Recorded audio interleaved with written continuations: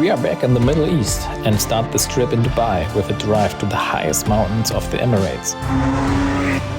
We didn't get to bed until 3 a.m. and now, shortly afterwards at 7 a.m, we find ourselves here in a parking lot at sunrise. Still pretty tired and without breakfast on empty stomachs, but that's not a problem.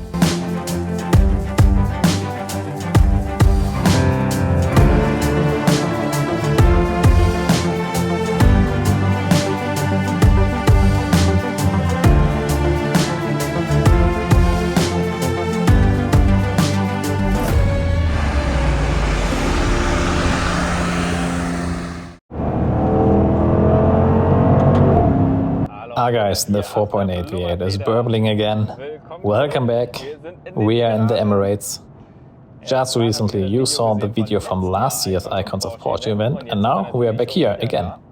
Behind me you see Malte working hard. And now one is coming through the middle.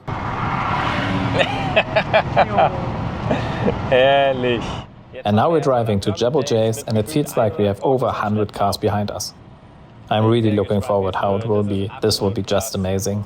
We're driving Panamera Turbo S. Right next to us the GT3 RS. And the sun is rising. Wonderful.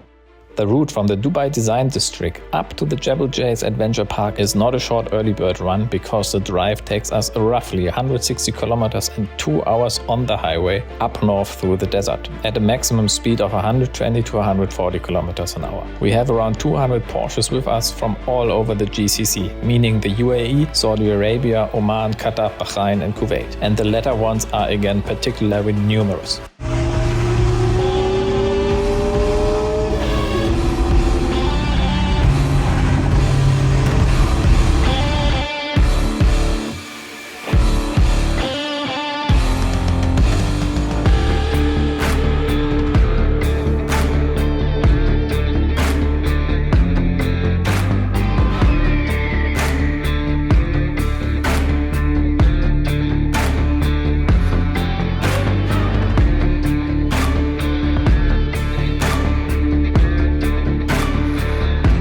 The Jebel Jais mountain road is closed for us today, and the whole thing is organized here by Porsche Middle East for the local Porsche clubs and communities. The mountain itself has 2 peaks, and at just under 1900 meters, it's the highest mountain in the United Arab Emirates. The peak right next to it, which is already in Oman, is even higher. Geopolitically, the region has a completely different significance due to its proximity to the Strait of Hormuz. But we are only here for the almost 20 kilometers long mountain road, which could also be called the Arabian Glockner Road. But before we drive up, we need to get in line. So, here we are, guys. That is a view, right? Björn, what do you think? It's a bit better than our local forest. Yeah, it looks a bit more spectacular. Amazing, what a view. Just how many cars are here. And also here behind me. Crazy. Guys, I'm excited like a small child. The shots will be just amazing.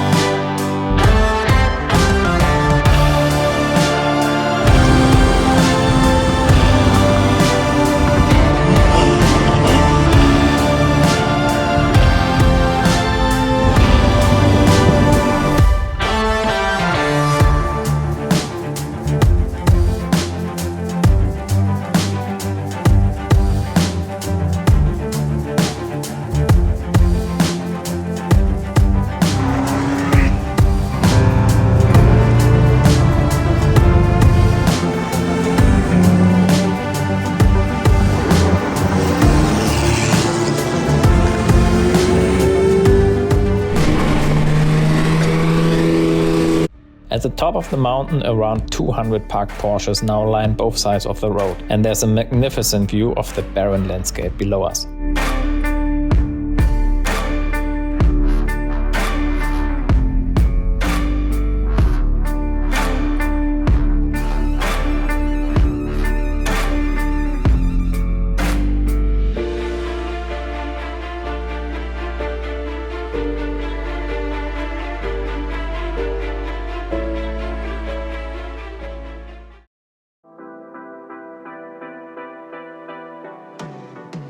With our stomachs full, it is then another 2 hours back to Dubai and into the desert. To be precise, to the half-desert road, which appears to be an abandoned real estate project. The roads are all here, but not a single house has been built yet, so the camels are at home here. For many influencers, this is a perfect spot to shoot some content. Located only half an hour from the center, we also take the opportunity and, as expected, the ruby red Panamera Turbo S looks simply amazing here.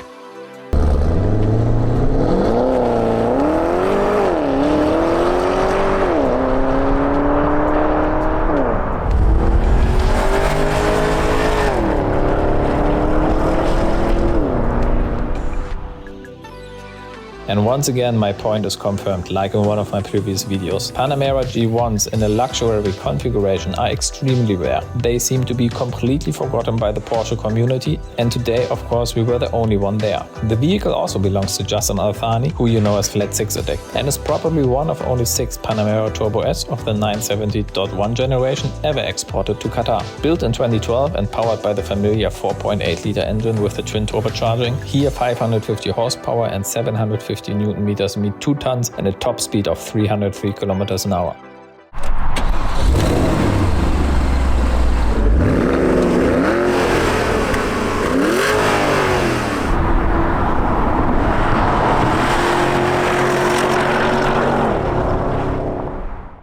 The 7-speed PDK can be operated with the usual push buttons on the multifunction steering wheel, which doesn't feel very sporty, but fortunately the PDK shifts independently almost perfectly. For Panamera nerds like me, the PDCC is also worth mentioning, an active anti-roll system which is quite rare, and the steel brakes as well, which were still available as standard on the early Panamera Turbo S models, and so you don't have to worry about maintaining these expensive ceramic brakes. The highlight of the vehicle, however, is the interior, with a leather in light beige and dark brown, in combination with luxurious yachting wood.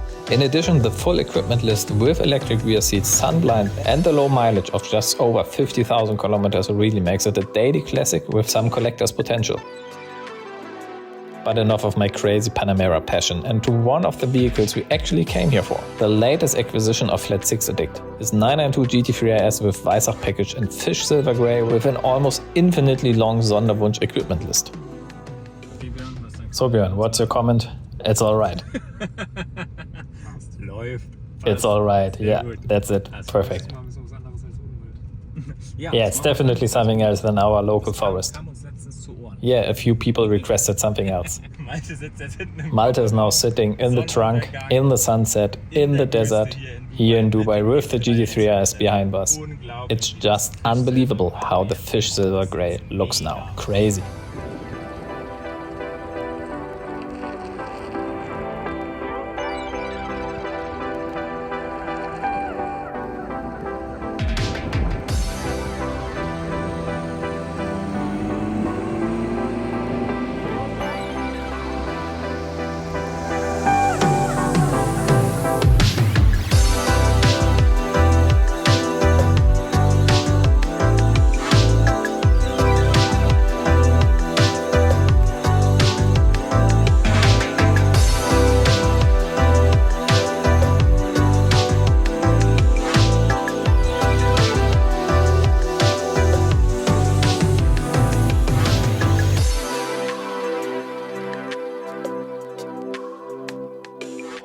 Yeah, and with this amazing scenery, part 1 comes to an end of this trip, because a lot more is coming. Tomorrow, Icons of Dubai, and then we'll see. We also have on our plan Qatar and Kuwait. But yeah, I always believe it after it happened, because at these moments you can look forward to it, but it's very tough to plan it. It looks just so amazing.